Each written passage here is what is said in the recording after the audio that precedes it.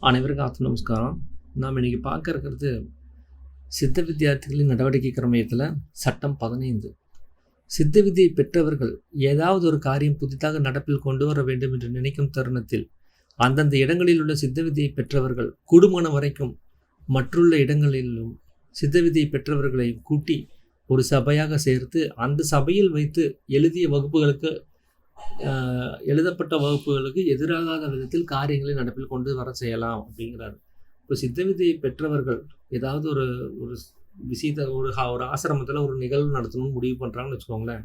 அப்போது அங்கே கூடியிருக்கிற மற்ற சித்த வித்தியார்த்திகள் எல்லாத்தையுமே கூட்டி அவங்க எல்லாத்துக்கிட்டேயும் ஒரு ஒப்பீனியன் சொல்லி அவங்களோட சேர்ந்து தான் நம்ம இந்த காரியத்தை நம்ம நடத்த வேண்டியது இருக்கும்.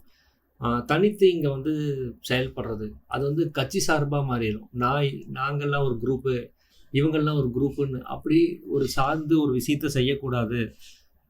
எல்லாரும் சேர்ந்து தான் அந்த விஷயத்த செய்யணும் அப்படிங்கிறத சொல்கிறாரு. ஏன்னா அந்த பிரிவினைங்கிறது அங்கே இருக்கக்கூடாது அப்படிங்கிறதையும் அவர் பார்க்குறாரு.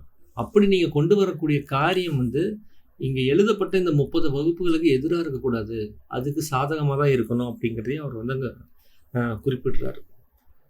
ஸோ இதுதான் இன்றைக்கி நான் உங்களோட பகிர்ந்துக்கணும் அப்படின்னு சொல்லி நான் நினச்சது. அனைவருக்கும் நமஸ்காரம்.